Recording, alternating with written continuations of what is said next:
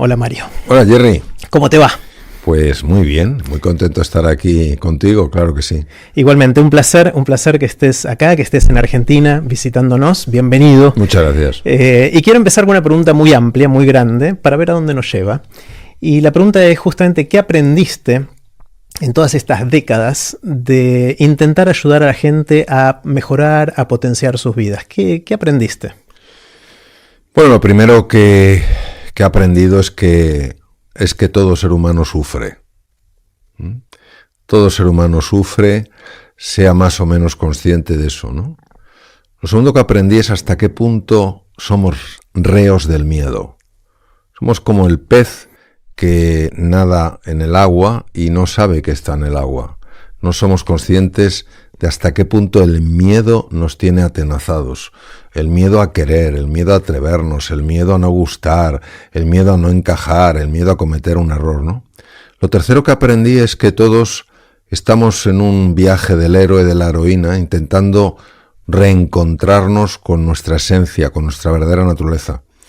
En cuarto lugar, aprendí que existe en todos un impulso que de alguna manera es como un susurro, como una suave intuición que nos dice que hay otra forma de vivir. Y aprendí que en la vida está muy bien el papel de buscador, que es peligroso creerse experto, porque en el momento en el que uno se cree experto deja de buscar, pierde su humildad, pierde su interés y su curiosidad, y reconocerse como un buscador, como un estudiante de una materia que le va a durar toda la vida, me parece sumamente inspirador. Entonces, para mí esto es muy importante porque de alguna manera nos conecta a todos. No te puedes sentir superior a ninguna persona, ni tienes por qué sentirte inferior a nadie, sino que somos compañeros de viaje. Que bueno, lo sintetizaste en poquitas oraciones, pero hay mucho contenido y sabiduría en todo lo que dice. Empezaste hablando del sufrimiento y del miedo, ¿no? Y esos son dos temas fuertes de los cuales no hablamos mucho, pero que nos atraviesan, ¿no? Sí. Hay dos tipos de miedo. El primer miedo es una reacción, obviamente, para proteger la vida. Ha sido fundamental para que nosotros pues pudiéramos hacer frente a una serie de peligros que han estado presentes en nuestra evolución como especie. La mayor parte de los miedos son creaciones de la mente humana. Los vivimos como efectos de las circunstancias y no los reconocemos como creaciones. Y esto es fundamental porque cuando uno se reconoce como causa de sus propios miedos, esto le habilita para encontrar un camino y transformar eso. Y el miedo es el miedo que nosotros generamos, no la reacción ante el depredador. El miedo que nosotros generamos es consecuencia de la falta de amor. Cuando una persona realmente no ama la vida, no ama a los demás, no se ama a sí mismo, a sí misma, en ese momento le está abriendo un espacio al miedo.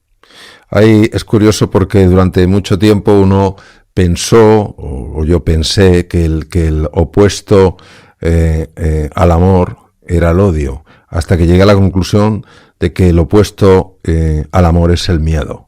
Entonces, donde está el miedo, está la falta de amor. Por ejemplo, Albert Einstein decía que había una pregunta que era la más importante. Albert Einstein amaba las preguntas. No debemos olvidar que la teoría de la relatividad es la consecuencia de darle vueltas durante 10 años a una pregunta que él se hizo con 11 años. Él decía que había una pregunta que era la más importante, porque dependiendo de cómo la respondiéramos, así vivíamos de una manera o de otra. La pregunta de Albert Einstein era: ¿vivo en un universo hostil o en un universo amigable, amoroso? Si yo creo que vivo en un universo hostil, tendré inmediatamente miedo, porque me sentiré pequeño, insignificante, estaré constantemente en alerta o en alarma. Si yo creo que vivo en un universo amoroso, es decir, un universo al que sí le importo, yo no tengo por qué estar atenazado por el miedo. Entonces fíjate cómo estas dos experiencias, la experiencia de amor y de miedo, que parece que no están conectadas a un nivel profundo, creo que están íntimamente conectadas. todas son cosas que hacen sentido, pero es difícil de trasladarla a la vida de uno, ¿no? Estas cosas son cosas que uno lo escucha y dice, sí, Mario tiene razón, pero la verdad que no actúa así, actúa de otra manera, ¿no? Tú fíjate, como cirujano, yo ejercí la cirugía general y del aparato digestivo 26 años. Yo quiero que te imagines una cosa muy sencilla, Jerry. Un enfermo va a entrar en quirófano y se le va a someter a una operación compleja porque tiene una patología importante. Imaginemos un tumor maligno, grande, cercano a estructuras vitales, etcétera, ¿no? Ese enfermo tiene miedo, de hecho eso se llama angustia. Y imagínate que en la puerta del quirófano, antes de que entre y el anestesista le duerma, está ese cirujano, le toma de la mano y le dice, ánimo, estoy aquí, todo va a ir bien. Eso es un gesto de amor. No pensemos solo en el amor romántico, eso es un gesto de amor. Inmediatamente baja el miedo. ¿Cómo lo sabemos? Porque la tensión arterial es más fácil de controlar, porque el sistema inmune funciona mejor. Cuando el miedo está presente, la tensión arterial se dispara y el sistema inmune se desploma. O sea, fíjate qué cosas tan sencillas podemos hacer todos para reducir el miedo a los demás. Cuando alguien se siente querido, valorado, apoyado y acompañado, inmediatamente baja el miedo. Si el miedo más profundo que tiene el ser humano es el miedo a la soledad, ese es el miedo más profundo. Entonces, en el momento en el que tú sabes que a alguien le importas, en ese momento el miedo se desploma. Además, fíjate qué cosa más bonita. Hay una hormona que se llama el cortisol. Yo llevo hablando del cortisol muchos años porque es una hormona que la he tenido que tener muy presente, dado que es la hormona del estrés crónico, ¿no?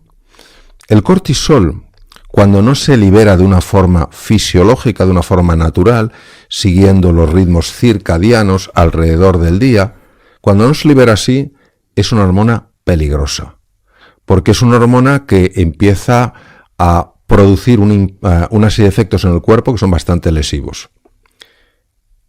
La oxitocina es la hormona del amor. Es decir, se libera oxitocina siempre que una persona se siente querida, valorada, apoyada, un pequeño gesto, poner la mano sobre la otra persona. La oxitocina corta radicalmente el eje del estrés. Entonces fíjate cómo, de alguna manera, hasta a nivel biológico, se ve cómo el amor es el antídoto natural contra el miedo. Otro ejemplo. La doctora Elizabeth Kubler-Ross ganó el Premio Nobel de Medicina en el año 2009 por el descubrimiento de una enzima llamada telomerasa que lo que hace es alargar los telómeros. Los telómeros son estructuras en los extremos de los cromosomas y estas estructuras son fundamentales para que el DNA, el ADN que está geométricamente dispuesto de una manera, no cambie su geometría, porque si cambia su geometría la célula no se puede dividir. Esta mujer sabía que las cifras adecuadas de telomerasa son fundamentales para reparar el telómero y que no se haga demasiado cortito, con lo cual la célula no se repararía. Pues se dedicó a buscar hasta qué punto había una relación entre el amor y la longitud de los telómeros. Wow. Entonces ella trabajó y trabaja en el Caltech, Instituto Tecnológico de California, en Pasadena, una institución de prestigio mundial, y buscó mujeres, madres que tenían hijos con discapacidades severas, madres que tenían que hacer frente prácticamente en solitario a la situación tan compleja y los desafíos que planteaban sus hijos.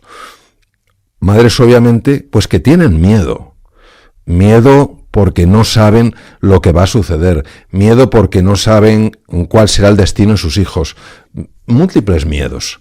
Entonces, estas madres no se conocían. Elizabeth Kubler-Ross las invitó de forma independiente a participar en un estudio. Ella les sacó sangre para medir la cifra de telomerasa y también midió en las células la longitud de los telómeros. Y a pesar de que todas ellas, o muchas de ellas, eran mujeres relativamente o bastante jóvenes, el telómero no correspondía a su edad. Era más corto, es como si estas mujeres fueran mayores. Y las cifras de telomerasa eran más bajas, es decir, la telomerasa no podía reparar el telómero porque había poca telomerasa en la sangre. Entonces a ella se le ocurrió, lo que es la intuición y lo que es la visión, se le ocurrió conectar a estas mujeres, que se conocieran, que pudieran sentirse comprendidas, que pudieran sentirse apoyadas. De hecho, se hicieron muy amigas. De nuevo que estamos hablando del amor. Uh-huh. Cuando unos meses después las volvió a visitar y las sacó sangre, los telómeros ya tenían un tamaño normal y las cifras de telómeras eran normales. Entonces yo creo que todos podemos hacer cosas para reducir el miedo de los demás. Y reduciendo el miedo de los demás, reducimos nuestro propio miedo. Fíjate que cuando tú haces algo por una persona, no solo se libera oxitocina en la otra persona, es que se libera oxitocina en ti e incluso en las personas que lo están observando. Por eso el amor es contagioso. Qué bueno, qué bueno. Mencionaste también esta idea del camino del héroe, ¿no? Y de que estamos buscando algo que no se sabe qué es y que quizás le enfocamos mucho la vida. Es mi interpretación a un destino en lugar de un trayecto, ¿no? Cuéntame un poquito más de eso. En una ocasión leí una cosa de Marcel Proust, escritor francés, uh-huh, que me llegó muy dentro. Él decía que el verdadero acto del descubrimiento no consistía en salir a buscar nuevas tierras, sino en aprender a ver la vieja tierra con nuevos ojos. Es decir, de alguna manera, nosotros estamos buscando fuera lo que solo se puede encontrar dentro.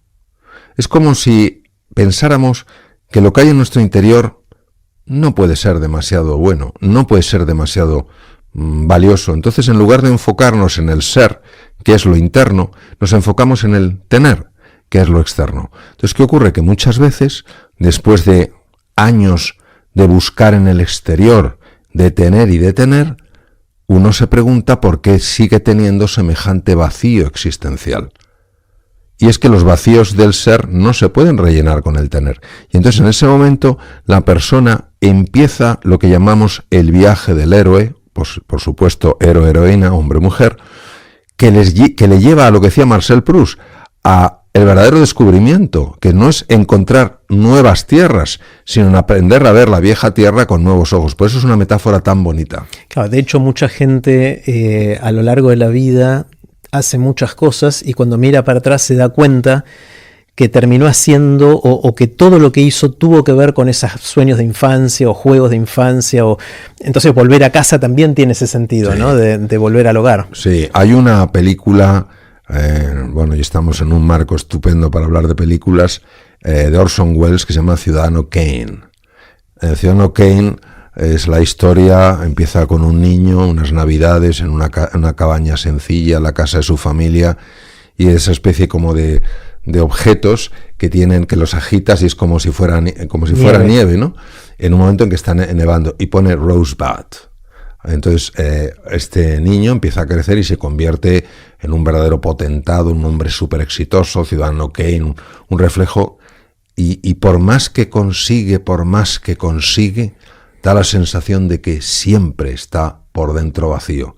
Y al final, cuando va a morir, a pesar de todos los éxitos, está diciendo algo y una persona se acerca para preguntarle qué dice, y dice Rosebud.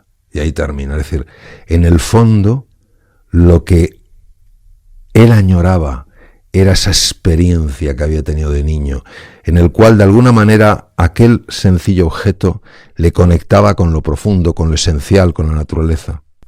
¿Cuáles son tus objetos de niño? ¿Te acordás?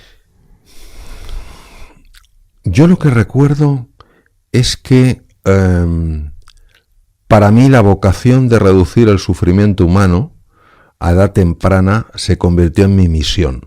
¿A qué edad? Porque suena algo como de adulto esa frase. No, a mí me ocurrió en un momento en el que fui consciente del dolor de muchas personas y me pareció que la medicina era el camino natural. Entonces sigue siendo mi propósito en la vida, sigue siendo mi para qué. Después de 26 años como cirujano y también estudiando estos temas que tienen que ver más con la mente humana, toma un giro y se orienta mucho más a ayudar a las personas a conectar con su esencia. Y en el fondo, conectar con tu esencia es reducir el sufrimiento. No podemos reducir el dolor propio de la naturaleza humana porque tenemos un cuerpo físico y el cuerpo, pues te das un golpe, te haces una herida, lo que sea, ¿no?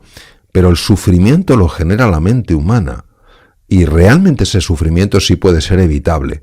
Y por eso se convirtió en un momento determinado en otra dimensión de aquello que para mí era el propósito en la vida. Y es muy curioso porque han pasado ya muchos años, pues cerca de 24, si no recuerdo mal, y es curioso como muchas personas que padecen o han padecido enfermedades o han tenido dolencias, en el momento en el que empiezan a deshacerse de un sufrimiento que era fundamentalmente anímico, te dicen que están mucho mejor físicamente.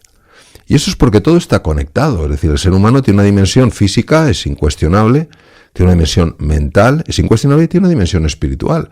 Están tremendamente entretejidas. Claro, el cuerpo y la mente, más allá de la parte espiritual, pero el cuerpo y la mente fueron una dualidad histórica a lo largo de la historia de la humanidad prácticamente, que nos hizo bastante mal, ¿no? Porque sí, hasta con el lenguaje la separamos. Sí, fundamentalmente nos tenemos que ir al padre de la filosofía racionalista, ¿no? El famoso Descartes, ¿no? En el siglo XVII. Hay que entender el momento en el que este hombre estaba. Este hombre era un científico. Pero claro, no era fácil, por ejemplo, hacer algo que a él le interesaba, que eran autopsias.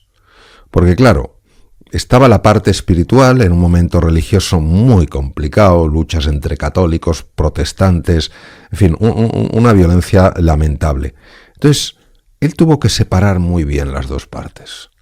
Entonces, hablaba de la res cogitans, ahí entraba pues todo lo que era lo anímico, el pensamiento, y la res extensa, que es lo que se puede medir porque tiene una extensión, y ahí entraba el cuerpo. Como él sabía, lógicamente, que eso era totalmente artificial, los conectó en un punto que es absolutamente increíble. Los conectó en una glándula que parece que es insignificante, se llama la epífisis, detrás del mesencéfalo, en la cara posterior del mesencéfalo, y ahí dijo que estaba el alma. Ahí estaba como el punto de conexión, ¿no? Pero era una cosa insignificante. Entonces, ¿qué nos ha pasado? Pues a raíz del dualismo cartesiano, pues en gran parte hemos potenciado todo lo que es el pensamiento, el conocimiento, pero todo lo que es un mundo más emocional, un mundo más corporal, un mundo más fisiológico, pues parece que era una cosa de segundo nivel. Y naturalmente por esta teoría, por este principio del dualismo, pues lógicamente hemos separado lo que nunca teníamos que haber separado. Claro, y ahí está la típica de me río porque estoy feliz o estoy feliz porque me río. Sí. Tengo miedo y entonces el cuerpo produce sensaciones, o el cuerpo produce sensaciones y entonces da la sensación de que tengo miedo. Exacto. Se nos tergiversa un poquito causa y consecuencia, ¿no? Claro, fíjate qué curioso lo que dices, Jerry, porque esto es fundamental. En la época de Descartes, teóricamente todo lo que era cognitivo estaba separado de lo fisiológico. Es decir, negábamos una realidad que es evidente, pero eso ha pasado. Eso ha pasado. A ti que te gusta el cine igual que a mí, esa película No mires arriba. O sea, es un meteorito que va a reventar la Tierra, pero negamos, hay que mirar para abajo para negarlo, ¿no? Entonces, lo que no cabe duda es que, de alguna manera, esa negación de la conexión ha tenido consecuencias muy negativas. William James, que es el padre de la psicología anglosajona, catedrático de la Universidad de Harvard, murió hace muchos años, en 1910, este hombre entendió que la dualidad era un error. De tal manera que utilizó frases como las que tú has utilizado. El pájaro no canta porque es feliz porque canta. Fíjate, la felicidad teóricamente tendría que ser algo más cognitivo, pero aquí es por algo más fisiológico, porque está cantando. Dijo, atrévete a pesar de tu miedo y te sentirás valiente. El atreverse tiene que ver con la acción, tiene que ver con la res extensa, con el cuerpo, y sin embargo, mentalmente te sientes más valiente, ¿no? Entonces, yo creo que hoy en día, sobre todo a raíz de los estudios del profesor Antonio Damasio, ha quedado claro que este es un principio que puede servirnos para entender las cosas, pero no puede servirnos para pensar que la realidad está construida de esta manera. Claro. Entiendo que tu objetivo es ayudar a la gente a descubrir estas cosas y a mejorar sus vidas. Uno lo puede hacer dando conferencias, escribiendo libros, y ¿la gente cambia así? Sí. Esa es una pregunta que yo me hice cuando me planteé dar el salto, dejar la cirugía después de 26 años. Y me planteé varias cosas, y la principal fue, Yo en la cirugía he visto sin duda cambios muy importantes. Una persona te viene con un tumor en el colon, le quitas el tumor y en la mayor parte de los casos la persona está curada. O por lo menos si no está curada alargas la vida. Y en algo que tiene que ver con la palabra, realmente se producirán cambios. Y para mí era una pregunta cuya contestación no tenía. Ya llevo 24 años y puedo asegurar, pero vamos, no sabes de qué manera, que claro que las personas cambian, porque te lo dicen. Aquello me cambió radicalmente la vida. Fíjate, en una ocasión me pidieron moderar una mesa en la cual había un psiquiatra, había un psicólogo muy conocido, había un filósofo y había un magnífico cirujano cardíaco. De hecho, era el cirujano cardíaco que había hecho el primer trasplante de corazón artificial en un determinado lugar. Había operado a un prematuro de un problema de corazón. O sea, era un fuera de serie. Y de repente se nos acercó un señor y me vino a dar las gracias. Me dice, vengo a darle las gracias. Y digo, ¿por qué? Dice, porque yo pesaba... Era un señor de una estatura muy corta, ¿no? Dice, yo pesaba 150 kilos.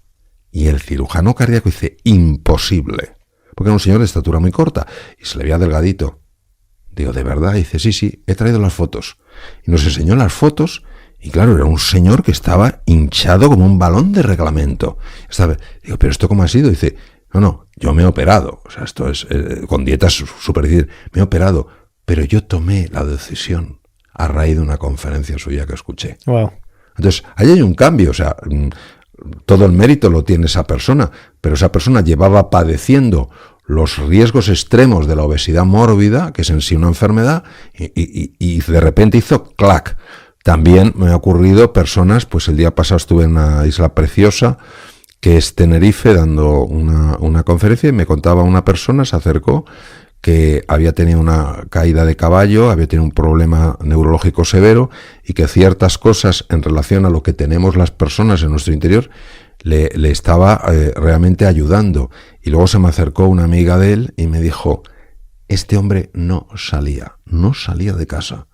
Y a raíz de escuchar este tipo de cosas, que en el fondo, repito, si lo importante no es lo que digo yo, lo importante es lo que la gente tiene. Yo soy un humilde despertador que quiero hacer despertar eso. Dice, ya, es que sale y no sabe eso lo que le está ayudando. Entonces, naturalmente que las personas cambian.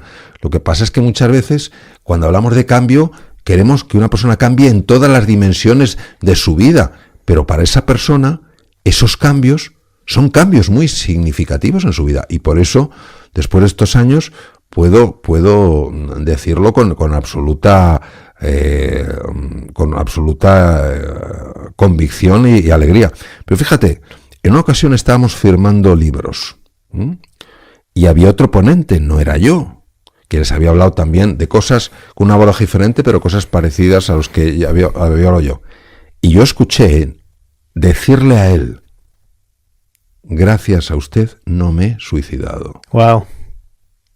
Entonces, quiero decirte que eso es un cambio muy importante, porque alguien que había perdido la ilusión por vivir, de repente la recupera. Y no me lo dijo a mí, eso lo dijo a la otra persona. Entonces, yo creo que sí que tenemos que tener esa confianza en que las personas, naturalmente que podemos cambiar. Ahora, necesitamos llegar a un punto en nuestra vida en el que realmente encontremos una insatisfacción inspiradora.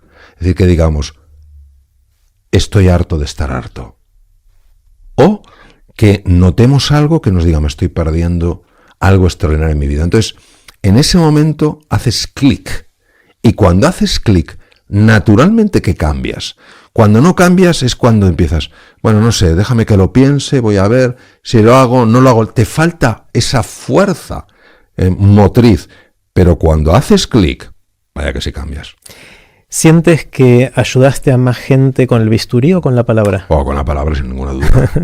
No, la diferencia es muy grande porque, yo te voy a explicar por qué, Jerry, no solo por el número de personas.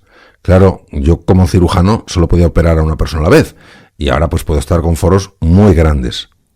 Es que he observado una cosa curiosísima.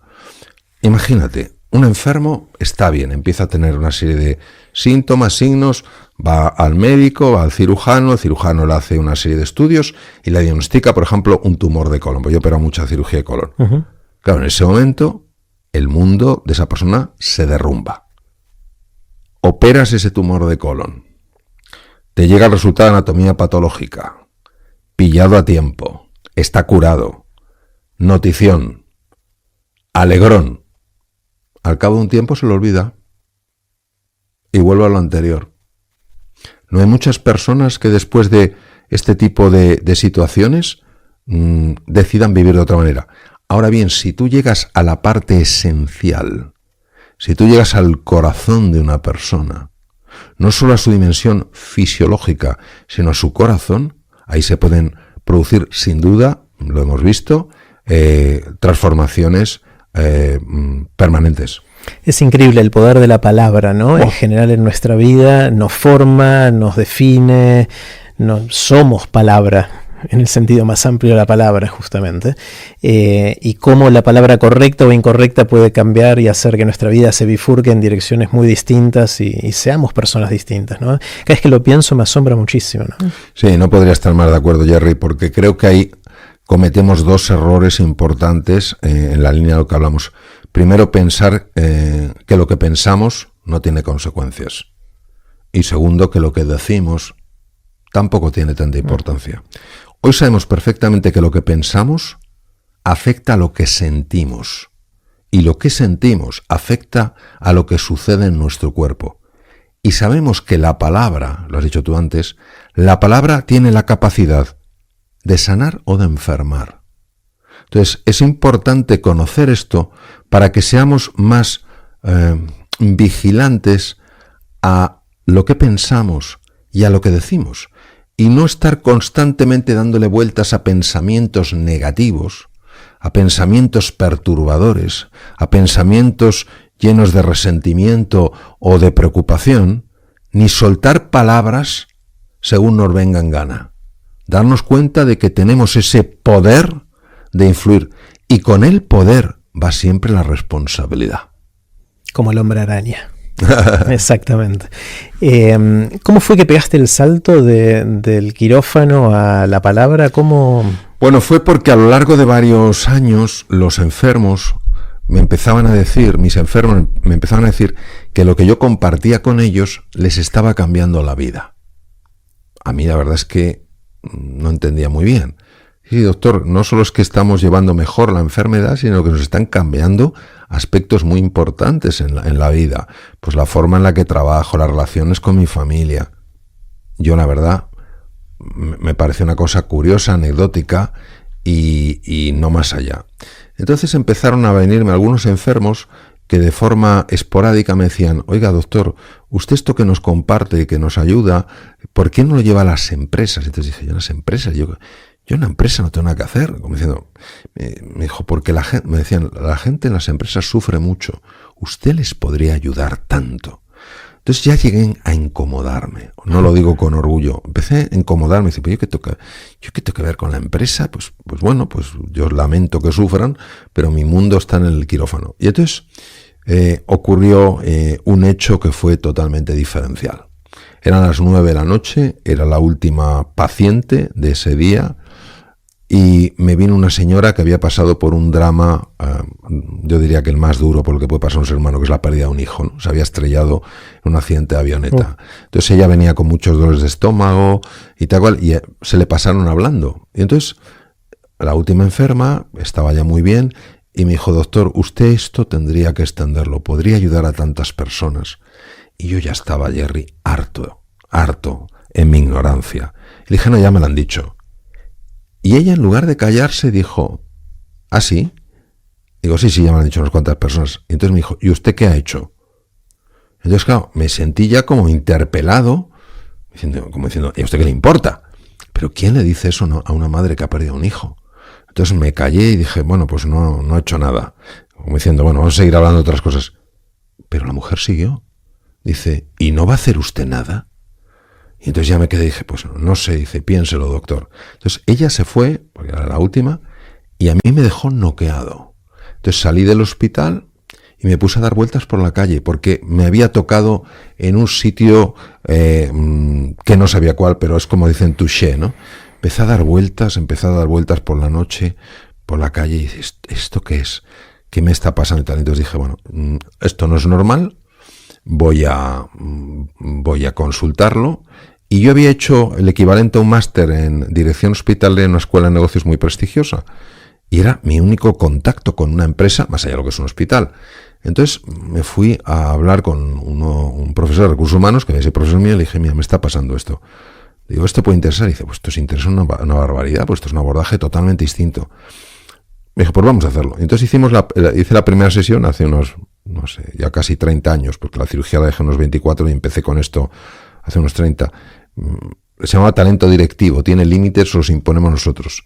Y entonces él me dijo, mira, Mario, a mí, yo soy muy joven, aquí no me conoce casi nadie, a ti en este mundo empresarial no te conoce nadie, vamos a convocar y si viene gente, es que el tema les interesa. Y, o sea, nunca habían visto que se llenara tanto en lo que se llama una sesión de antiguos alumnos. Dije, mira, Mario, no vienen ni por ti ni por mí, vienen por el tema. Y entonces, ¿qué pasó? Pues que uno que estaba allí le impactó, me invitó a un evento, había un periodista de la CNN, y aquello fue creciendo, hasta que llegó un punto en que yo vi que no era compatible seguir con la cirugía, sobre todo yo tenía muchísima cirugía, y seguir profundizando en esto, me pide muchísimo investigación, estudio, reflexión, viajar, etcétera, y tomé el paso más difícil de mi vida, y el paso más difícil que era dejar la cirugía. Que es interesante porque es distinto a lo que me dijiste antes de que hace falta estar harto de estar harto. Sí.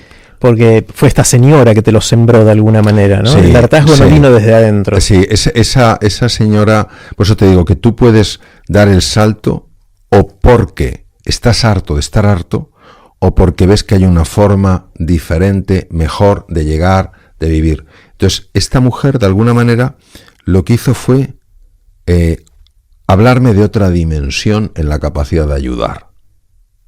Entonces, bueno, ocurrió aquella sesión, fue la primera que di, después hubo otras, pero eran como muy esporádicas. Hasta que, claro, que yo fui creciendo, porque empecé como hace unos 30 años, lo de esta señora fue hace unos 30 años, estuve como 6 años pues dando cosas esporádicas, pero viendo el impacto que esas cosas iba teniendo y lo que me iba pasando a mí. Entonces en ese momento pues fue cuando a mí me gustaba mucho la cirugía, cuando tomé ese paso, ¿no? de dar el salto, ¿no? Mientras que cuando hacías cirugía, estabas haciendo algo que está enmarcado dentro de la ciencia más tradicional, ciencias de la salud.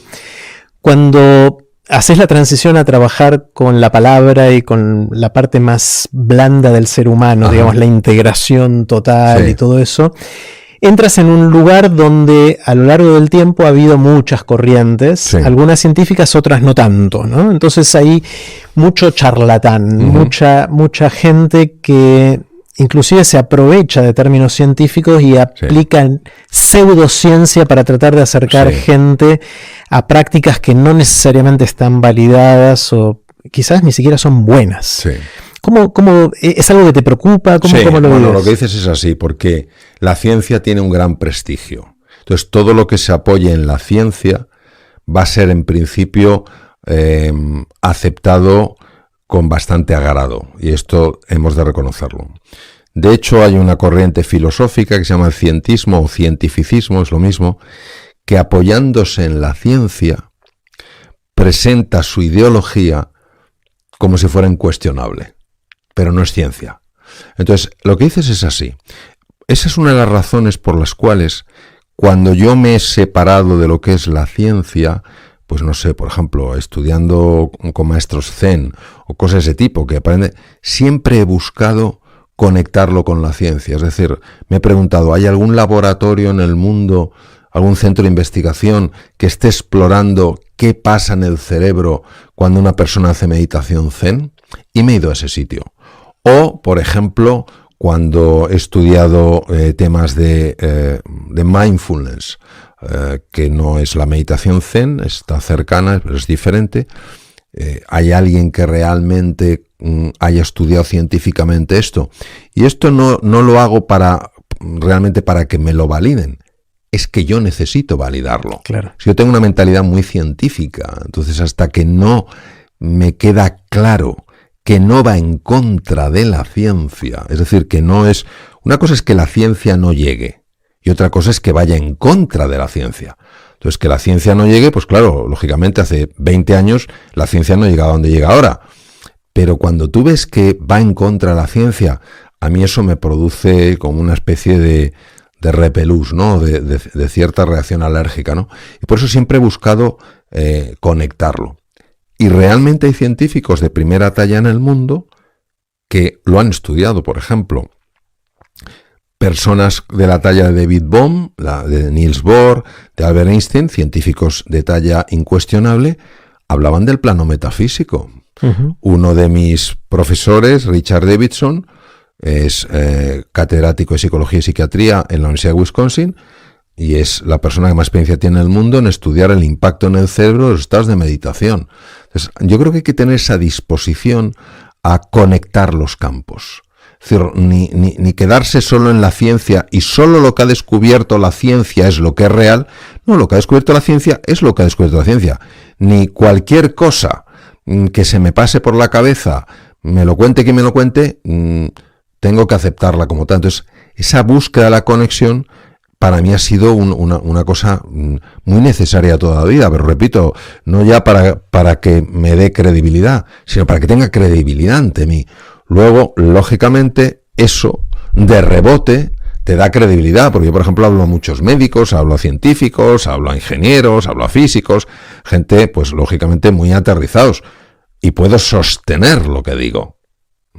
Pero no lo he estudiado para sostenerlo, lo he estudiado para que yo me abriera a que eso era cierto. Claro, a mí lo que me preocupa mucho es que justamente como la gente siente miedo, como decíamos al principio, la gente sufre, como decías al principio, a veces tienen un grado de desesperación tan grande de acuerdo. Que apenas ven algo que luce como su salvación mágica, van corriendo atrás de eso. Sí. Entonces hay ciertas cosas, ciertos proxies que fui encontrando. Por ejemplo, si algo que tiene que ver con sentirnos bien tiene la palabra cuántico en el medio, a mí me da escozor. ¿Sí? Pues sí, la conexión cuántica entre las personas. Claro. Ahí es donde uno empieza a usar términos que toma prestados de la ciencia, que roba de la ciencia, ni siquiera se tomó el trabajo de pedirlos prestados, para darle cierto aire de seriedad a lo que está diciendo cuando en realidad es cualquier cosa. Sí, no podría estar más de acuerdo. Yo recuerdo una vez en un evento que me invitaron a participar, que era de coaching, y había coaching zen, coaching cuántico, coaching tal. Entonces, claro. Vamos a ver, que la física cuántica apoya cosas que decían los místicos de montones de culturas, no cabe duda. Pero lo que no te sirve es soltar el nombre y no haber leído esos libros, haber profundizado en ese conocimiento. No te va a convertir en un físico teórico, pero sí te va a ayudar a hablar con cierta solidez. Y sobre todo, Jerry, el punto que yo más valoro, el que más me genera inquietud, no es ya que hablen con terminología. La medicina dice, la física cuántica dice, es cuando hablan de una manera dogmática. Es decir, cuando hablan como diciendo, y esto es así, y punto final, porque en ese momento es como si te quisieran imponer una idea. Yo los mejores científicos que he conocido, algunos son realmente muy buenos, siempre he visto una apertura a explorar. No recuerdo a ninguno de ellos, algunos cuales han ganado premios Nobel de química, de medicina, etc. No recuerdo que fueran tajantes, claro. ¿Sabes? El propio Antonio Damasio, que no ha ganado el premio Nobel porque es muy difícil ganar un premio Nobel desde la clínica, ¿no? Normalmente es biología a nivel molecular, pero tú hablas con él y es una persona, por ejemplo, que no cree en una dimensión, digamos, espiritual, pero tú hablas con él y es un hombre de una apertura que lo explora, o sea, y me he encontrado con otros neurocientíficos de muchísima menor talla y es que se cierran en banda. Entonces, al final, es ese dogmatismo lo que me hace a mí. Ahora, lo que dices tú es así, es decir, que alguien diga, porque esto... No, ¿usted en qué se sostiene? Y ahí donde lo ves es en la pregunta, de la manera en la que es capaz de responder a la pregunta. Claro. Entonces, porque la pregunta es la que te ayuda a conocer la hondura del conocimiento de una persona. Y sobre todo, yo creo que la disposición, es decir, bueno, parece que esto es así. Y efectivamente, si ha leído, ha estudiado y ha profundizado, puede dar eso. Pero nunca con ese dogmatismo como diciendo, yo sé, tú no sabes, ¿no? ¿Qué edad tenías cuando hiciste la última cirugía? Pues mira, ahora tengo 67 años y lo dejé hace 24, pues hace el cálculo. 43. Sí. Hice bien la cuenta, ¿no? Sí, 43 años. Muy poca gente hace un viraje tan fuerte en su vida profesional a esa edad, ¿sí? Y muchos querrían hacerlo, pero lo ven difícil, les da miedo. Vamos de nuevo al sufrimiento, al miedo y a esas cosas que sentimos en todo el cuerpo, pero querrían poder hacerlo. Aparte de estar harto y de ver la gran oportunidad, ¿qué otras fuerzas podemos hacer o encontrar para pegar esos saltos? Pues mira, a pesar de que yo ya tenía, porque lógicamente esto era un salto con un nivel de incertidumbre muy elevado, a pesar de que tenía el apoyo de mi mujer, incluso de mis hijos, aunque eran pequeños, pero es un proyecto familiar que nos afectaba a todos, es decir, nos lanzamos como familia bastante al vacío, ¿no? Yo no podía quitarme, Jerry, una especie de nudo en el estómago, una sensación de angustia, que era curioso porque era una mezcla de ilusión por el salto y angustia por lo que dejaba detrás. Claro, un cirujano no puede estar apartado mucho tiempo del quirófano, porque tú tienes que tener esa familiaridad con el quirófano, con distintos tipos de situaciones, etcétera. Y entonces me ocurrió algo muy curioso. Sentí la necesidad de meditar. Entonces me senté en una silla bien sencilla de madera, la recuerdo bien. Cerré los ojos. Empecé a aflojar la tensión, empecé a relajarme. Entré en un vacío verdaderamente difícil de describir, porque es un vacío, es una sensación muy curiosa, porque no había ni siquiera pensamientos. Normalmente siempre se te cuela un pensamiento. Fue un vacío absoluto, y entonces tuve una experiencia absolutamente profunda y transformadora, y vi con absoluta claridad que el universo me iba a ayudar. Cuando yo abrí los ojos, yo había visto la hora a la que empezaba. La sensación que tuve es que habían pasado 10 minutos. Habían pasado 4 horas. Wow. Y lo que más me llamó la atención fue que yo había entrado en ese estado de meditación con una enorme tensión, con una enorme angustia. La decisión estaba tomada, pero es como el que está decidido a tirarse en paracaídas, sí o sí, pero está que le tiemblan hasta las pestañas, ¿no? Y es que cuando salí de la meditación, tenía una paz interior, tenía una alegría, tenía una confianza de tal nivel que dije, ¿qué me ha pasado? Que he entrado de una manera y salgo de otra. Pero una de las cosas que más me llamó la atención fue la sensación de que el cuerpo me pesaba menos, como si fuera más liviano. Y esto era debido a la enorme tensión muscular que yo tenía por la angustia y que yo no era consciente de esa tensión muscular. Entonces, yo desde luego tengo un enorme cariño por la meditación, porque en ese silencio, en esa quietud, en ese vacío que parece que no hay nada, ahí es donde te vienen las inspiraciones, afloran los recursos insospechados y conectas con tu verdadera esencia. Y claro, cuando conectas con tu verdadera esencia, pues claro, sucede lo inimaginable. Y en este caso me ocurrió eso. O sea, y podríamos decir, bueno, pues qué bien, que antes estabas lleno de angustia y ahora estás lleno de paz y de tranquilidad. Bueno, ya para mí eso es un cambio fundamental. Pero es que lo interesante es lo que empezó a pasarme a partir de ese día. A partir de ese día empezaron a ocurrirme una serie de cosas absolutamente sorprendentes. Personas que se acordaban de mí y me habían visto hace 1 año y medio y que de repente me pedían que les diera una conferencia en su empresa. Digo, pero ¿cómo es posible? No sé, me ha venido tu imagen a la cabeza y no sé qué. Y empezó a pasarme cosas y dije, esto no puede ser una coincidencia. Por eso creo que, como decía Einstein, con todos mis respetos ante su conocimiento y mi ignorancia, decía, la separación que vemos entre el mundo interior y el mundo exterior es una pura alucinación de la consciencia. Pues si nos remontamos al siglo I después de Cristo, el gran estoico Epícteto, cuando cambio yo, todo cambia, porque no veo el mundo que es, veo el mundo que soy. Entonces, yo creo que eso a mí me ha ayudado mucho en la vida. ¿Y sientes que es una forma para otros también? O sea, es a través de la meditación, la introspección. Por supuesto. Mira, la meditación ha sido estudiada desde hace 5.000 años. No empezó con el budismo, empezó en la India. Y la meditación surge del reconocimiento de que nuestra mente está agitada y que esta agitación mental no es nada buena para la persona. Genera malas decisiones, enfrentamientos, pobre salud, etc. Pero no se sabía muy bien cómo calmarla.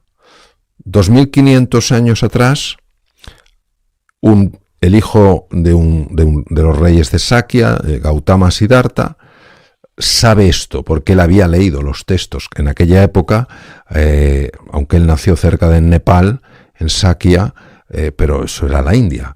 Entonces, sabía de estos textos, los conocía, pero nadie había encontrado un sistema realmente para calmar la mente. Primero él se va con los brahmanes, que eran los grandes eruditos, los grandes sabios, que castigaban el cuerpo. Él empezó a castigar el cuerpo, un poco siguiendo lo que en la Grecia de aquella época Platón llamaba la cárcel del alma al cuerpo, y de hecho casi llega a morir el propio Buda, ¿no? Hasta que descubrió cómo se calmaba la mente. Y esto no es una religión, esto es para todo el mundo. Tengas una religión, no la tengas, seas ateo, agnóstico, creyente, es igual. Entonces, ese silencio, esa quietud, produce cambios muy profundos en la persona. Hace unos años, por pura casualidad, se descubrieron 2 redes neuronales que son totalmente distintas. Una se llama la red neuronal por defecto, es la red de la distracción. Si te das cuenta, Jerry, siempre estamos o en el pasado o en el futuro, pero difícil estar en el presente. Y se descubrió una red que se activa cuando estás en el presente, se llama la red ejecutiva central. La red neuronal por defecto está asociada a la enfermedad y a la infelicidad, mientras que la red ejecutiva central está asociada a mejora la salud, mejora el funcionamiento, en la compresión de datos, en la toma de decisiones y mejora en las relaciones. ¿Qué quiere decir? Quiere decir que tenemos que aprender a encontrar momentos de quietud, momentos de paz, momentos de serenidad, en un mundo tan ruidoso. En un mundo donde parece que no tenemos tiempo para nada. Y en un mundo en el que parece que pararse es perder el tiempo. Cuando hace 30 años, algo más de 30 años, el profesor Herbert Benson, que era un cardiólogo muy afamado de la Universidad de Harvard, empezó a estudiar la quietud y su impacto en el corazón, y empezó a publicar los resultados, y dijeron, pero bueno, esto es una ayuda extraordinaria, ¿no? Luego, cuando John Kabat-Zinn, hace 30 años, en la Universidad de Massachusetts, empezó a enseñar a muchos enfermos desahuciados a llevar quietud a sus vidas, y tuvo la genialidad de hacer registros médicos y empezó a demostrar mejoras en las enfermedades, mejoras en el estado de ansiedad, pues claro, ya empezaron a tomárselo muy en serio. Claro, llevan más de 30 años con investigaciones en algunos de los centros más prestigiosos del mundo, y que hemos visto que la quietud, el aquietamiento mental, la paz interior, es que es bueno para todo. Aparte de escribir y dar conferencias, también haces talleres donde la gente trabaja, y me imagino algo. ¿En qué consiste un taller? Bueno, la diferencia fundamental entre una conferencia y un taller es que en la conferencia tú das una información con la ilusión de que esa información llegue al corazón de las personas, tomen una serie de ideas y las aplican en su vida.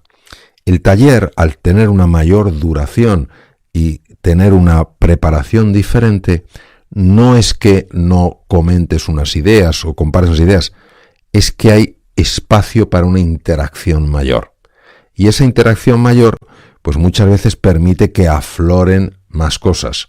Entonces, la conferencia en general, pues tú tienes una idea de las ideas que vas a dar, y en general, como eres tú el que estás gestionando el tiempo, pues puedes dar esas ideas. El taller tampoco sabes lo que va a suceder, porque no sabes lo que una persona va a preguntar, lo que esa pregunta, a dónde esa pregunta nos va a llevar, ¿no? Esa es la diferencia. Hay talleres de más o menos longitud. Yo he estado en talleres de 2 días, ¿no? Estos talleres van a ser de 3 horas, y sin embargo en 3 horas tú sí puedes realmente sacar ideas quizás con un mayor nivel de calado. Pero eso no le quita valor a las conferencias, porque yo doy muchas conferencias en muchos sitios del mundo y las personas te lo dicen, oye, es que claro, yo tenía una sensación, pero no sabía lo que era. Y con ese concepto que has dado o con esa imagen que has puesto, yo le he puesto palabras a esa sensación. Y yo sé ahora cómo gestionarlo. Son como formas diferentes, ¿sabes? De alguna manera siento lo que me estás contando como la versión moderna o actual, contemporánea de la búsqueda espiritual, ¿no? Uh-huh. De cómo a lo largo de los años distintas filosofías, religiones, prácticas, distintos tipos de movimientos trataron de canalizar esa necesidad que tenemos de buscarle sentido a la vida o de pasarla bien, de evitar el sufrimiento, todas esas cosas que estamos diciendo. ¿Te ves identificado con eso? ¿Es eso lo que haces? Sí, porque mira, Joseph Campbell fue el que acuñó la expresión, la metáfora, el camino del héroe. Uh-huh. Entonces, Joseph Campbell fue un erudito que estudió tanto en Oriente y en Occidente el viaje de transformación de un ser humano. Y que lo vemos reflejado en la Guerra de las Galaxias, en Crónicas de Narnia, en montones de cosas, ¿no? Y todo evidentemente tiene una connotación espiritual. Es un viaje espiritual. Espiritual que hay que ser muy cauto a la hora de explicarlo, es decir, porque hay muchas personas que ante lo espiritual les generan una reacción tremenda porque ya están pensando en una religión organizada. Uh-huh. Una religión madura basada en el amor es espiritual, pero una persona puede ser enormemente espiritual y no seguir ninguna práctica religiosa. La dimensión espiritual quiere decir la dimensión de conexión con tu verdadera esencia, con tu ser, con lo que te conecta con los demás, con lo que te conecta con la vida, con lo que te conecta con el universo. Entonces, todos, lo sepamos o no, estamos en un viaje espiritual. Søren Kierkegaard, un grandísimo filósofo danés, decía, el ser humano es una síntesis entre lo temporal y lo infinito.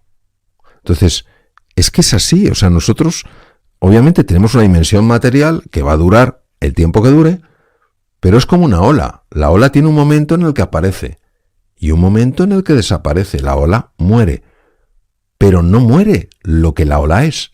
La ola es océano. Entonces, la dimensión espiritual lo que busca es que esa ola, que tiene una forma, como yo tengo una forma, y viviré los años que vaya a vivir. Pero no puedo olvidarme de que además de una forma tengo un fondo. Yo como ola soy distinto a ti, Jerry. Soy diferente a ti. Pero en el fondo somos una unidad. Y el camino espiritual no es el camino de olvidarse de la forma.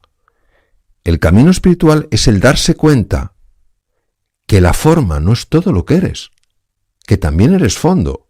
Entonces la forma puede hacer que yo te vea distinto, pero el fondo hace que yo no te vea distante, porque somos una unidad. Entonces el camino espiritual es el camino donde la ola, que se ha identificado exclusivamente con la forma, empieza a reconocerse también en el fondo, y ahí desaparece su miedo, porque la ola, claro que tiene miedo en su forma, ya que sabe que va a morir cuando llegue a la playa, pero no tiene miedo en el fondo, porque sabe que como océano siempre va a estar, siempre va a ser.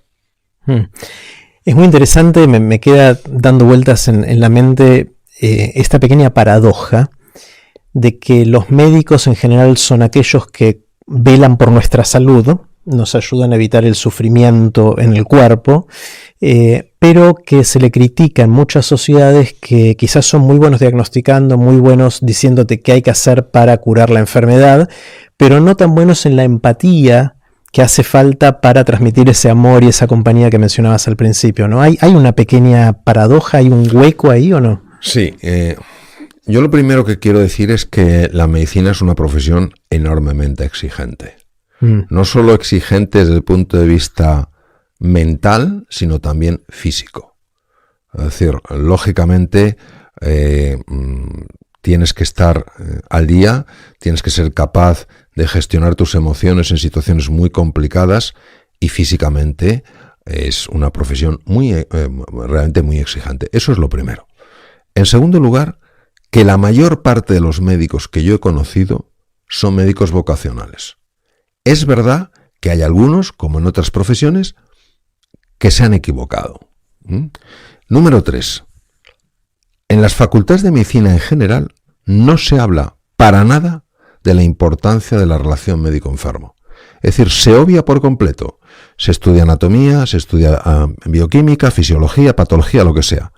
¿Qué pasa? Que el médico no tiene formación en humanidades. Las tiene que aprender sobre la marcha. No se habla de la importancia de la empatía en la salud. No se habla de la importancia de la empatía en la recuperación, en la reducción del miedo. Con lo cual, o eres una persona que por H o por B tienes ese interés, o puede faltarte eso. Lo cual no quiere decir que eso excluya de la responsabilidad de aprenderlo, pero no podemos señalarles como culpables. Y luego pasa una cosa también muy importante con los médicos, que a mí me recuerda la metáfora de Nouwen, el sanador herido. Es decir, ¿cuántos médicos he conocido yo a los que se les recuerda constantemente que tienen que estar al tanto de todo lo nuevo en medicina, que tienen que ser empáticos, lo cual es verdad, y nadie se ocupa de ellos? Nadie se ocupa de su bienestar.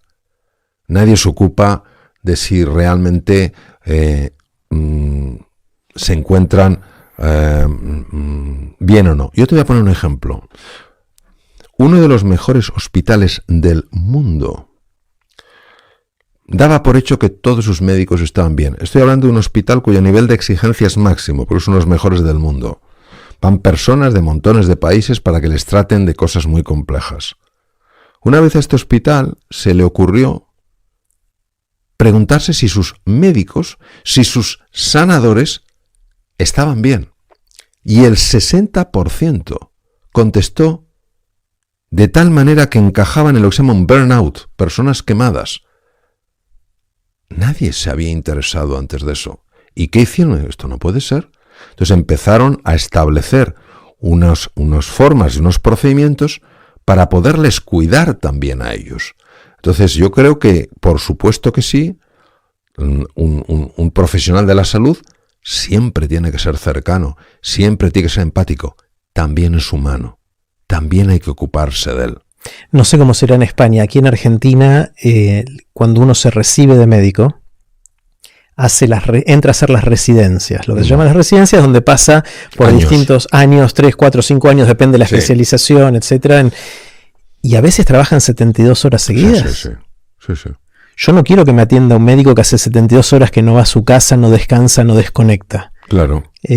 Nunca entendí esa lógica. No, es que no es lógica. Mira, hace muchos años, yo entonces estaba trabajando en Estados Unidos y me enteré, yo estaba en Boston, en Nueva York, en un hospital de Nueva York llegó una niña jovencita, o sea, una cría, con un fiebrón, y la atendió un interno. El interno es una persona que acaba la carrera de medicina y está durante un año rotando en el hospital, o sea, ya es un médico. Y este interno no pudo hacer el diagnóstico. La niña tenía una hipertermia maligna, es una forma muy rara de enfermedad, difícil de diagnosticar, pero bueno, el interno no lo pudo ver. El interno llevaba 3 días de guardia. Entonces el padre era un periodista conocido y el padre denunció al hospital. Y el hospital dijo que no, que lo que hacía falta era que ese chico llevaba 3 días de guardia porque así tiene más experiencia. Era mentira. Era para no contratar a más médicos. Era para no cambiar las estructuras. Entonces el padre no denunció a este chico, que estaba como un zombie. Denunció al hospital. Y entonces a partir de ese momento se prohibió en los Estados Unidos que los hospitales pudieran tener de guardia todos esos días, porque no pensemos que estas guardias son, no, me echo 4 horitas, 5 horitas, en un hospital de estos es que no paras, a lo mejor duermes 1 hora, duermes 2 horas, pero claro, y todo lo que tienes que atenderlo con un nivel de foco tremendo. Entonces, son una serie de tontunas que a veces cuentan para intentar disimular una realidad. Entonces, claro, los profesionales de la salud, en general, en la mayoría, en la inmensa mayoría, son personas que quieren hacer las cosas bien porque son conscientes de la importancia de su labor. Yo no digo que haya la típica persona siesa, antipática y tal. Por supuesto que sí, pues mira, se ha equivocado desde mi punto de vista. Pero muchas veces lo que tiene es un nivel de desgaste. Mira, hace poco, yo voy a hacer una cosa para médicos próximamente en España. Una mujer, jefa de servicio, es lo máximo que hay en un hospital universitario, una de las mejores especialistas que hay en España en su campo, totalmente vocacional, en una conversación privada, por eso nadie podrá saber quién es, porque no digo nombre ni hospital, nada, dijo, lo que me preocupa es que estoy perdiendo la vocación. Y claro, yo programa de televisión que me invitaron después para hablar, conté con la misma escasa información para que sea imposible de trazar, y dije, si esta mujer, que es jefa de servicio, que ha alcanzado lo máximo en unos mejores hospitales, es una magnífica especialista, es vocacional, así siempre, y está perdiendo la vocación, ¿cuántos otros profesionales no lo estarán perdiendo? Entonces, yo creo que tenemos que verlo todo con mayor amplitud de miras y no señalar solo, no, porque usted debería. No, también hay que cuidarles, ¿no? O sea, todo sanador es un sanador herido. Entonces, hay que mirar las dos partes. Mario, quiero hacerte preguntas cortitas. Las preguntas son cortas, pero te tomas el tiempo que quieras. No hay límite de tiempo en la respuesta. La primera pregunta es la pregunta del viaje en el tiempo. Imagínate que tenés un amigo que inventa la máquina del tiempo. Es el sueño del chico, ¿no? De tener una máquina del tiempo y te dice, Mario, te voy a dejar que la uses una vez. Podés ir a donde y a cuando quieras. Estás un tiempito ahí y después volvés al aquí y a la hora. ¿Irías al futuro o al pasado? Al pasado. ¿A dónde? ¿A qué momento del pasado? Pues iría a conocer a Jesucristo. Wow. Sin duda. Yo estoy seguro que estando un minuto con él transformaría mi vida, transformaría mi pasado, mi presente y mi futuro. ¿Eres creyente? Sí, soy creyente en lo que refleja Jesucristo, que es un mensaje de amor y de perdón. No soy creyente en culpas, en señalar con el dedo, tú te vas a condenar eternamente. En eso no soy creyente. En esas cosas. Castigo no, yo soy creyente en el mensaje de Jesús. Amor y perdón. Y libertad. Porque en aquel tiempo, recordemos que las personas estaban esclavizadas por dos poderes. Esclavizadas por el poder romano, una esclavitud física y una esclavitud mental, que era el poder de esa religión ultra exigente que había que ganarse cumpliendo montones de reglas, etc. Y él vino a decir sencillamente una cosa: Dios te ama sin condiciones. Entonces, en eso sí soy creyente, en otras cosas no. Qué bueno. Me llamó la atención con cuánta seguridad y rapidez dijiste al pasado y no al futuro. ¿Al futuro no te interesa o no querrías verlo? No, es que yo creo que el futuro no es algo que me encuentro. Yo creo que el futuro es algo que se crea. Y se crea desde el presente. Y yo no puedo tener un presente excepcional si primero no reparo mi pasado. Porque si no reparo mi pasado me lo traeré al presente y lo proyectaré en el futuro. Entonces lo primero que tengo que hacer es reparar mi pasado. Y entonces en el presente estaré plenamente en lo que estoy, sin tener que arrastrar ni rencores, ni resentimientos, ni culpas, ni vergüenzas. ¿Qué sabes ahora que te hubiese gustado saber cuando estabas empezando, hace muchos años, y que no sabías en ese momento? Es decir, si pudieras hablarle al Mario joven, ¿qué le dirías? El poder transformador del amor. Nunca hubiera imaginado que tenía semejante poder. Pensé que era como una cosa, que aquello era, pues sí, que era una cosa, pues... Era el poder transformador del amor, sin duda. ¿En qué sentís que pensás distinto a la gente que te rodea? Puede ser tu entorno más pequeño, entorno más grande. ¿En qué sos distinto? Soy distinto en mi disposición a ver en los demás heridas y no manchas. A ver, quiero saber más. Sí, porque es muy fácil ver lo que no te gusta del otro. Es muy fácil ver lo que te incomoda del otro. Es muy fácil criticar al otro porque no es como debería ser. Y es menos fácil ver que detrás de ciertas conductas hay heridas profundas.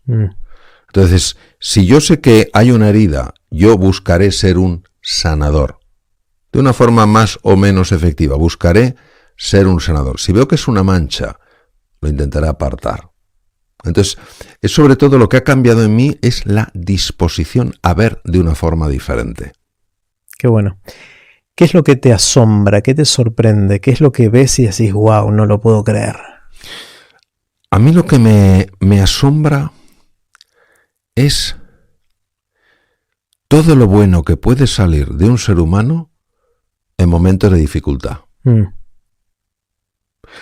la pandemia, que ha sido tan dura y especialmente para tantas personas, hemos visto ejemplos tan espectaculares de entrega, de dedicación, de poner en riesgo la propia vida, que eso sin duda me lleva a reforzar que el ser humano merece la pena.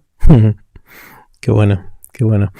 ¿Tenés alguna habilidad inútil? Algo que sepas o que sepas hacer o que puedas hacer fácilmente que no tenga una utilidad clara. Pues es una pregunta que me lleva a reflexionar. Hoy por hoy, las habilidades que pueda tener, todas encuentro que tienen una utilidad en mi vida. Sí. Te muestro una mía. Hago esto con la lengua. ¿Eso sí tiene una utilidad? ¿Qué? Hace que la otra persona sonría. Sonríe, muy bien, muy bien. Bueno, en general todas las habilidades en algún momento encuentran su... Esto después investigué, parece que uno puede hacerlo con precondición genética, o sea, hay predisposición genética y después hay entrenamiento. Ajá. Tienes que tener las dos, claro. Si no, no lo llegas a hacer. Y yo descubrí una utilidad súper interesante que va en la línea de la que dijiste, y es que puedo entretener a niños de 3 a 6 años durante 15 minutos. Con eso. Les fascina. Fíjate. Y la mayoría de ellos van corriendo al espejo para intentar hacerlo. Fíjate. Y tengo hijos de amigos que ahora tienen 10 o 15 años de edad. Que todavía lo recuerdan. Soy el tío que les enseñó a hacer la florcita con la lengua. Fíjate qué utilidad más bonita. Es genial. Sí, ya lo creo. ¿Cómo haces, Mario, cuando querés o tenés que aprender algo nuevo? Cuando la vida te enfrenta al desafío de embarcarte en algo nuevo, ¿por dónde empezás? ¿Dónde empezás a tirar del hilo? Tengo que empezar muy poco a poco, sobre todo si el desafío es muy grande. Y muchas veces necesito que me ayuden. Por ejemplo, uno de mis grandes desafíos ha sido durante la pandemia llevar el mundo de las conferencias al tema digital. O sea, yo había rechazado completamente antes de la pandemia toda invitación a un congreso online. En aquella época se hacían poquísimos. Ahora estamos acostumbrados al Zoom, al Teams y todo eso, pero en aquella época ni el tato, ¿sabes? Y cuando me di cuenta de que esto, bueno, rápidamente nos dimos cuenta de que esto era una cosa bastante seria, me refiero a la pandemia, la necesidad era de empezar a reinventarme desde el punto de vista online. Y no tenía esa facilidad, ni me era nada cómodo dar una conferencia mirando una cámara, cuando a mí lo que me gusta es ver la cara a las personas y conectar. Entonces, pues fui poco a poco. Cuando en la universidad me ofrecían, pues, formar parte del primer grupo de profesores para empezar a ver cómo se podía dar una clase online, pues había algunos profesores que habían dicho que no querían apuntarse y yo a todas me apunté y dije, pero voy a necesitar ayuda. Entonces, y luego también pues dejarme ayudar por gente más joven que se manejaba mucho mejor en el mundo digital, intentando tener lo mejor, lo más apartado posible a mi ego. Porque claro, muchas veces cuando tienes ya mucha experiencia en un campo, en el mío de las conferencias, que una persona jovencita te venga a decir cómo tienes que hacerlo online, pues esta prepotencia absurda que es el ego, dice, no, tú que me vas a enseñar a mí. Entonces el apartar eso me ha ayudado mucho y ahora me manejo bastante bien en ese mundo, gracias a haber dicho que sí, haber aceptado mis errores sin haberme castigado demasiado y haber pedido ayuda y haberme dejado ayudar. Qué bueno. De todo lo que está pasando en el mundo, ¿qué es lo que te parece lo más interesante? ¿Qué son esas cosas que seguís, que te intrigan, que te interesan? Vamos a ver, yo creo que estamos en una situación muy particular. Si observamos el dolor que ha generado la pandemia y que de esto tendríamos que haber aprendido pues para reducir en la mayor medida nuestras posibilidades de sufrimiento, y que justo después aparece una terrible guerra y empiezan a aparecer todo tipo de movimientos socioculturales de enfrentamiento, la pregunta fundamental que yo me hago ¿es el comienzo de una nueva era en el ser humano? ¿Va a expandirse nuestra conciencia y nos vamos a dar cuenta de que así no podemos seguir? Entonces, a veces, como decía el poeta libanés, en todo invierno que soporta el corazón hay una primavera a punto de despertar, y detrás de la noche más oscura está la promesa de un precioso amanecer. Yo creo que estamos ahora en una noche oscura. Entonces la pregunta es, ¿sabremos emerger de aquí con un mayor nivel de conciencia? ¿Nos daremos cuenta de que no puede ser esto? ¿De que no puede ser que haya tantas personas que no quieran ya vivir en este mundo? ¿Que no puede ser que se siga intentando dominar a los demás con la violencia?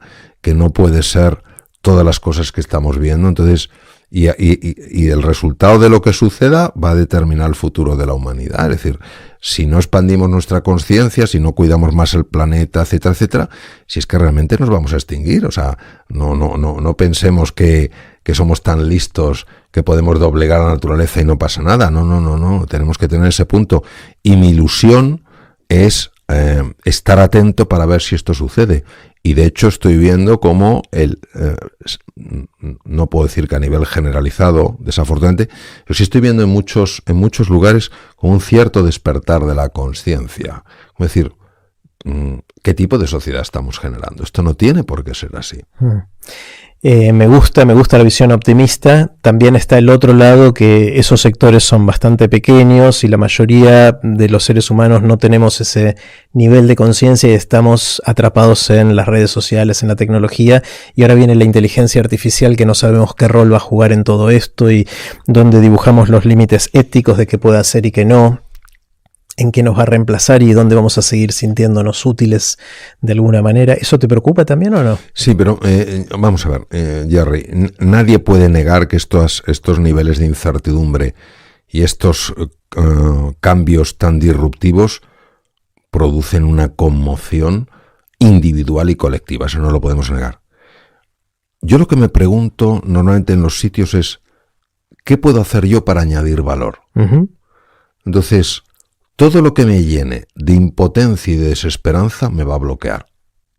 Por tanto, mi foco lo tengo que poner en lo que quiero, no en evitar lo que temo. Y aunque lo que haga yo sea muy pequeño, por lo menos es lo que puedo hacer. Una niña que se quedó ciega muy sorda a los 16 meses de edad, Helen Keller, probablemente una encefalitis, y no obstante se graduó con honores por la Universidad de Harvard, dijo, obviamente, ya no podía hablar con el lenguaje de los sordomudos a través del tacto, solo soy una, no lo puedo hacer todo, pero sí puedo hacer algo. Yo jamás renunciaré a lo que puedo hacer. Entonces, creo que hay dos sentimientos que no podemos permitir que formen parte de nuestra vida, que es el sentimiento de impotencia y de desesperanza. Mira, qué curioso, porque hace 2 días di en la universidad un curso de liderazgo y hablaba de tomar el protagonismo. Entonces una persona, un directivo, dijo, sí, pero yo por más que quiera no puedo acabar con el hambre en el mundo. Y le dije, esa es la trampa, que como no puedes resolverlo todo, no quieres resolver nada. Si todo el mundo hace algo, al final se hace todo. Si todo el mundo encuentra la excusa, como no lo puedo resolver todo, no hago nada, es que tú no puedes ayudar a una fundación seria que contribuya a reducir el hambre del mundo. ¿Es que no puedes hacer eso? Entonces, eso es lo que creo que nos pasa, que pensamos que es una trampa que nos trazamos. Es decir, no, esto es demasiado grande, yo no puedo hacer nada, soy impotente, no hay esperanza. ¿Cómo que no? Esta niña ciega, muda y sorda cambió la sociedad americana con sus libros, ¿eh? Y bien lo dijo, soy una, solo una. Entonces, eso es lo que te quiero decir. Entonces, es importantísimo que algo no caiga, que es el estado de ánimo. Si cae el estado de ánimo, estás absolutamente incapacitado para hacer nada y el estado de ánimo cae en cuanto solo te fijas en lo que está mal y crees que no hay cosas que están bien. Viene la pregunta más difícil de todas, y es la pregunta del cataclismo. Esta está inspirada en algo que escribió Richard Feynman, el físico, premio Nobel, uno de mis ídolos y maestros, a pesar de que no lo conocí en persona. Voy a adaptar la historia de él y te hago la pregunta a vos. Suponte o suponete que viene un cataclismo terrible, algo que de un día para otro borra todo el conocimiento y la sabiduría humana acumulada a lo largo de los años. Algo terrible. No va a pasar, pero supongamos por un segundo para el juego que sí sucede.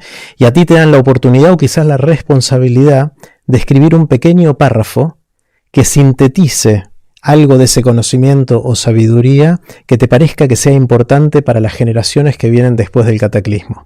La pregunta es, ¿qué escribirías en poquitas palabras? Puede ser algo bien acotado de lo que haces o algo más general de interés humano.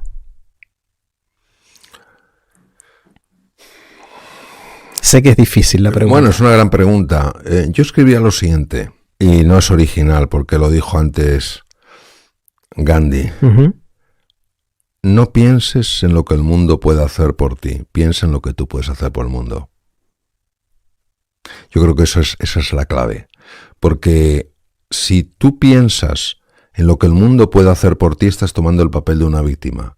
Si tú piensas en lo que tú puedes hacer por el mundo, estás tomando el papel protagonista, es decir, el papel de una persona que hace algo. Si tú piensas solo en lo que el mundo puede hacer por ti, vas a encontrar muchas excusas para no hacer nada. Mientras que si piensas en lo que puedes hacer por el mundo, vas a buscar opciones y soluciones para los problemas del mundo. Si tú piensas en lo que el mundo puede hacer por ti, es porque tú no tienes nada que puedas ofrecer al mundo. Si piensas en lo que tú puedes ofrecer al mundo, eso te obliga a una búsqueda interna, para decir, ¿qué tengo yo en mi interior que pueda ofrecer al mundo? Entonces, creo que es que cambia totalmente la polaridad. Me gusta mucho esa respuesta.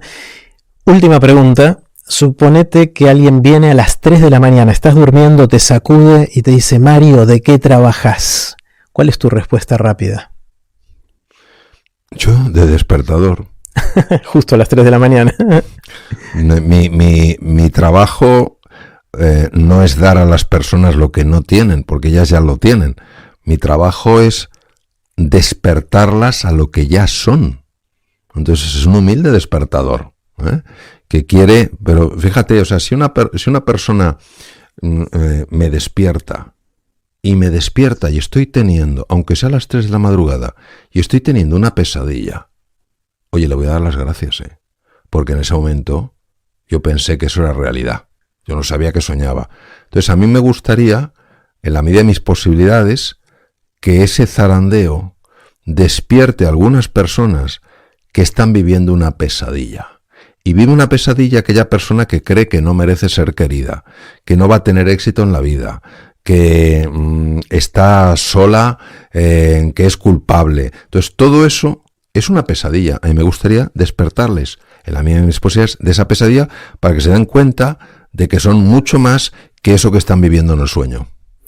Mario, gracias. Un placer conocerte en persona y tener el lujo de poder conversar este rato contigo. Muchas gracias, Jerry. Gracias. A ti.